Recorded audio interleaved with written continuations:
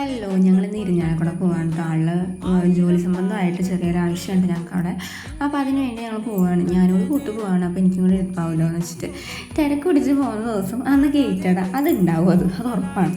അത് കഴിഞ്ഞ് പിന്നെ വീട്ടിലെത്തി അവന് കുറച്ച് നേരം കളിക്കാനായിട്ട് ഞങ്ങൾ പെൻസിലും അതൊക്കെ പറക്കി കൊടുക്കുന്നുണ്ടായിരുന്നു. പുതിയതായിട്ട് സ്കൂൾ തുറന്നുകൊണ്ട് വാങ്ങിച്ച കുറേ സാധനങ്ങളുണ്ടായിരുന്നു. അതൊക്കെ അവനെടുത്ത് കളിക്കുന്നുണ്ടായിരുന്നു. അവന് പുതിയൊരു മെമ്പറെ വേണമെന്ന് പറഞ്ഞു. നമ്മുടെ കുഞ്ഞുങ്ങളെ വേണമെന്ന് പറഞ്ഞിട്ടുണ്ടായിരുന്നു. അവനെനിക്ക് ഭയങ്കര ഇഷ്ടമാണ്. അപ്പോൾ ഞങ്ങളിനി മിലോന വാങ്ങിച്ച പോലെ തന്നെ ഞങ്ങൾ പുതിയൊരു മെമ്പറായിട്ട് ഞങ്ങളൊരു 2 കുഞ്ഞുങ്ങളെയും കൂടി വാങ്ങിച്ചായിരുന്നു. അവന് ഒരുപാട് ഇഷ്ടമാണ്. പക്ഷെ എന്തോ പുള്ളിയുടെ ഒരു പേടിയാണ്. അവനെ കോഴിക്കുഞ്ഞുങ്ങളെ കാണുമ്പോൾ അമ്മാന്നും കണ്ടെന്ന് തോന്നുന്നുണ്ട്. അതൊക്കെ ഇരുന്ന് പറയുന്നുണ്ടായിരുന്നേ.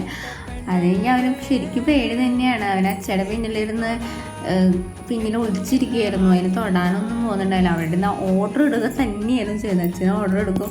അച്ഛനാണെങ്കിൽ ഒടുക്കത്തെ പേടി. പക്ഷെ അച്ഛന് വാങ്ങാനുള്ള കാരണം അതിനൊക്കെ ഒന്ന് ഗ്രില്ലടിക്കാനുള്ള പരിപാടി. മിക്കവാറും ഇച്ചിരി കൂടി വലുതാകുമ്പോഴേക്കും മോനി അതിനെ പീച്ചി കൂട്ടി കൊന്ന് അച്ഛന് ഗ്രില്ലടിക്കാൻ കൊടുക്കും എന്ന കാര്യത്തിൽ ഒരു സംശയവും.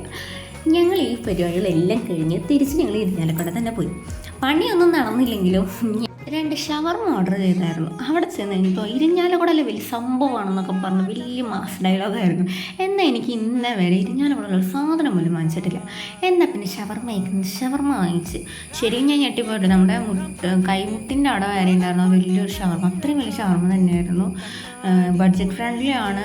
അടിപൊളിയായിട്ടുള്ള ഷവർമ തന്നെയാണ്. നല്ല ജ്യൂസി സ്പൈസിയാണ്. നിങ്ങളും ട്രൈ ചെയ്തിട്ട് പറയണേ. അങ്ങനെ ഞങ്ങളുടെ ഇന്നത്തെ ദിവസം അങ്ങനെ അവസാനിച്ചു.